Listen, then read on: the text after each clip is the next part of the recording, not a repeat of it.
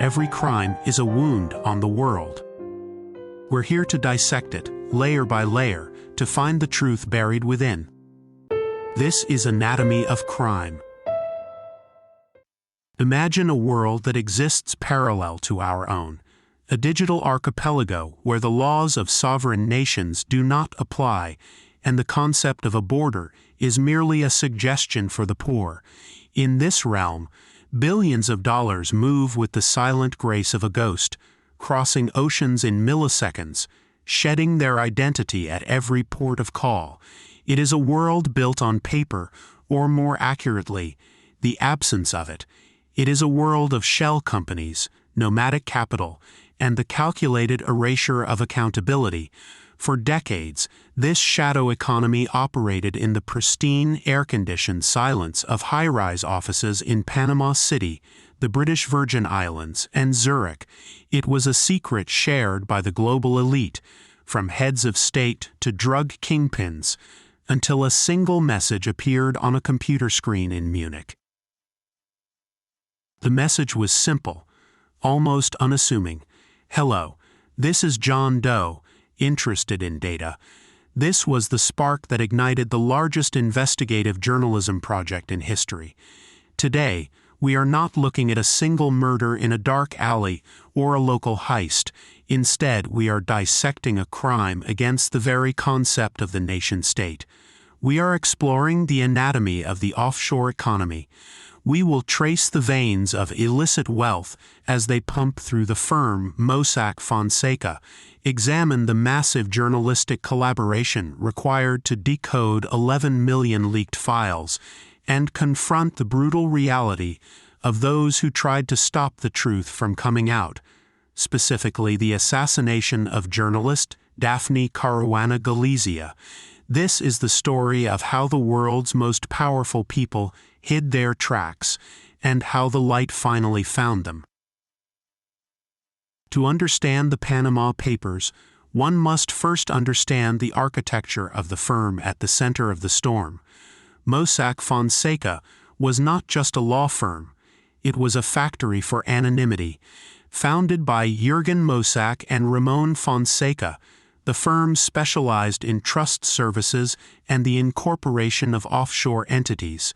For a fee, they would provide a prepackaged company, complete with nominee directors, individuals who signed documents but held no real power, leaving the true owner, the beneficial owner, completely invisible to tax authorities and law enforcement. This was the primary tool of the offshore trade. It is a legal fiction that allows a billionaire in London or a politician in Islamabad to own a villa in the south of France without a single record of their name appearing in a public registry. The scale of this operation was staggering. When the whistleblower, known only as John Doe, reached out to Bastian Obermeier at the German newspaper Süddeutsche Zeitung, he wasn't just handing over a few folders. He was handing over 2.6 terabytes of data. To put that in perspective, if you were to print these documents, the stack would reach into the stratosphere. There were emails, PDF files, and internal database excerpts dating back to the 1970s. This was the entire history of a firm that had become one of the world's biggest providers of offshore services. It was the genetic code of a secret financial system. The initial challenge for the journalists was purely technical. How do you search 11 million documents for names that are intentionally being hidden? The team at Süddeutsche Zeitung realized early on that this was too big for any one newsroom. They reached out to the International Consortium of Investigative Journalists, or ICIJ. In Washington, D.C., this launched a global collaboration involving over 400 journalists from 80 countries. For a year, these reporters worked in total secrecy, using encrypted platforms to share findings and connect the dots. They weren't just looking for tax evaders, they were looking for the anatomy of power. As the investigators began to peel back the layers, the names started to emerge like ghosts in the machine. They found links to the inner circle of Russian President Vladimir Putin, specifically a cellist named Sergei Roldugin, who appeared to be the figurehead for a $2 billion money laundering ring.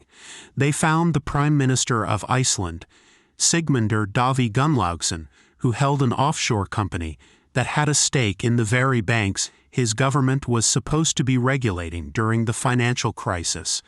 They found the children of the Prime Minister of Pakistan, the King of Saudi Arabia, and dozens of members of the Chinese leadership's families. The offshore world was not an edge case, it was the default setting for the world's ruling class. The anatomy of these transactions followed a predictable, yet sophisticated, pattern.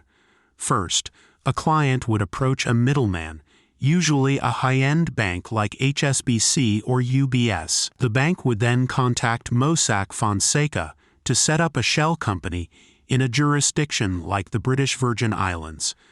The shell company would open a bank account, often in a third country. Money would flow from the client to the shell company, disguised as a loan or a payment for services that never actually occurred. Because the shell company's directors were Mossack Fonseca employees, any investigator looking at the company would see only a wall of professional proxies. The true owner remained in the shadows, enjoying the fruits of wealth that, for all intents and purposes, did not exist on paper. But why does this matter? Is it just about wealthy people avoiding taxes? The reality is much darker. The offshore economy is the central nervous system for organized crime and global corruption. When a dictator loots his country's treasury, that money doesn't sit in a local bank, it disappears into the offshore system. When a cartel moves a shipment of narcotics, the proceeds are laundered through these same shell companies. The system provides the infrastructure for impunity. By stripping wealth of its identity, the offshore world ensures that the consequences of crime never reach the perpetrator. It is a form of financial alchemy, turning blood money into legitimate investment capital. The investigation also revealed the enablers, the prestigious law firms and global banks that provided the respectability necessary for these schemes to function. Mossack Fonseca did not act in a vacuum. They were part of a vast ecosystem of white-collar professionals who specialized in wealth management. The documents showed that these enablers often ignored blatant red flags. They moved money for individuals under international sanctions, for known associates of organized crime, and for politically exposed persons who clearly could not explain the source of their millions. The anatomy of the crime was not just in the hiding of the money, but in the systematic failure of the gatekeepers who were supposed to prevent it. As the global investigation progressed, one particular story began to emerge from the Mediterranean island of Malta. Daphne Caruana Galizia was a journalist who didn't need a leak to know something was wrong. She had been investigating the corruption within the Maltese government for years, often standing alone against the country's most powerful figures. When the Panama Papers data reached her, it confirmed her darkest suspicions. She discovered that two top government officials, the chief of staff to the Prime Minister and the Energy Minister, had opened offshore companies shortly after taking office. These companies were allegedly intended to receive payments from a secretive Dubai-based entity. Daphne's work was relentless. She was a one-woman investigative powerhouse, publishing her findings on her blog, Running Commentary, which at times had more readers than all of Malta's newspapers combined. She understood the anatomy of the Maltese elite better than anyone. She saw how the offshore world wasn't just a place to hide money, but a tool for state capture. In Malta, the lines between private business interests and public office had become hopelessly blurred. Daphne was peeling back the skin of a corrupt system, and the system was beginning to bleed. The pressure on her was immense. She faced dozens of libel suits, her bank accounts were frozen, and she was the target of constant harassment. Yet, she continued to write. On October 16, 2017, she posted her final entry. It ended with the words, "There are crooks everywhere you look now. The situation is desperate." Minutes later, as she drove away from her home, a remote-controlled car bomb detonated under her seat. The explosion was so powerful that her car was thrown into a nearby field. Daphne Caruana Galizia was silenced, but her death transformed the Panama Papers from a story of financial spreadsheets into a story of life and death. The assassination of Daphne Caruana Galizia revealed the ultimate anatomy of the offshore world. It is protected by violence. When the digital walls of shell companies fail, the traditional methods of the underworld take over. The investigation into her murder would eventually lead to the highest levels of the Maltese government, triggering mass protests and the eventual resignation of the Prime Minister. It showed that the offshore economy isn't just a technical loophole. It is a direct threat to democracy and the rule of law. If journalists can be murdered for following the money, then the money is more powerful than the state.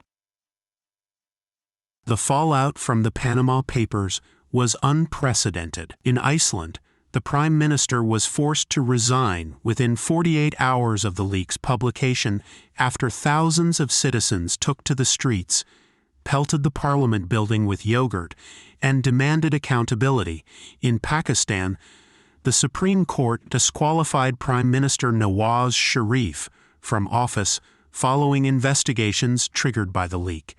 Arrests were made in multiple countries, and tax authorities around the world began the slow, laborious process of recovering billions in unpaid revenue. The anatomy of the getaway had been mapped, and for the first time the perpetrators were finding it difficult to flee. Yet, despite the headlines and the protests, the core structure of the offshore world remains remarkably resilient. Mossack Fonseca eventually closed its doors in 2018, citing irreparable damage to its reputation. But the firm was just one organ in a much larger body. The demand for anonymity hasn't vanished. It has simply moved to other firms and other jurisdictions. Places like South Dakota and Delaware in the United States have become the new frontiers for shell company incorporation, offering levels of secrecy that rival any Caribbean island.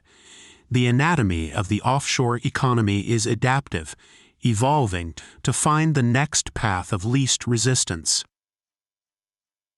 The legacy of the Panama Papers is a mix of triumph and tragedy. It proved that in the digital age, no secret is truly safe. It demonstrated the power of radical transparency and the necessity of global journalistic cooperation. But it also served as a grim reminder of the risks involved. The whistleblower, John Doe, remains in hiding, fearing for his life. Daphne Caruana Galizia is gone, leaving a void in investigative journalism that may never be filled. The case forces us to ask, what is the cost of knowing how the world really works? When we dissect the anatomy of the offshore economy, we find more than just tax evasion or money laundering. We find a fundamental fracture in the social contract. The system depends on the idea that everyone plays by the same rules, that we all contribute to the infrastructure of society, and that we are all accountable for our actions. The offshore world provides an exit ramp for those with enough money to buy their way out of that contract. It creates a class of financial citizens of nowhere who enjoy the benefits of civilization without any of the obligations. The documents from Mossack Fonseca were not just records of transactions. They were a mirror held up to the global elite. They showed a world where the powerful view the law as an obstacle to be bypassed rather than a standard to be upheld. They revealed the meticulous, clinical way in which the wealthy distance themselves from the consequences of their greed, from the use of bearer shares, physical pieces of paper that grant ownership to whoever holds them, to the complex layering of companies across 5 different time zones. Every detail was designed to frustrate the pursuit of justice. In the end, the Panama Papers did not destroy the offshore economy, but they did strip away its most valuable asset, its invisibility. We now know the names of the banks, the lawyers, and the politicians who keep the machinery running. We understand the anatomy of the shell company and the logic of the tax haven. The mystery has been replaced by a ledger, and while the ledger is still being written, the world can no longer pretend that this shadow realm doesn't exist. The story of the Panama Papers reminds us that the greatest crimes are often the ones committed in broad daylight, behind the protection of a corporate seal and a mountain of legal paperwork. It reminds us that the pursuit of truth requires more than just a laptop and a leak. It requires the courage of people like Daphne Caruana Galizia, who are willing to face the darkness head-on. As we look at the ruins of Mossack, Fonseca, and the ongoing investigations around the world, we are left with a sobering reality. The offshore economy is not a glitch in the system. For those at the top, it is the system itself, and as long as the anatomy of power is defined by secrecy, the struggle for transparency will remain a dangerous and sometimes fatal endeavor. The wealth of nations does not just disappear. It is moved, hidden, and shielded by a professional class that treats ethics as a negotiable commodity. The bomb that took Daphne's life was intended to stop a story, but instead, it ensured that the story would be told by thousands of voices across the globe. The anatomy of this case shows us that while money can buy silence, it cannot indefinitely suppress the human instinct for justice. The papers are out, the names are known, and the shadow world is finally under the light. We are left to decide whether we have the collective will to dismantle the architecture of anonymity, or if we will simply watch as the ghosts find a new place to hide. This has been Anatomy of Crime, where the truth is never simple, but always worth seeking.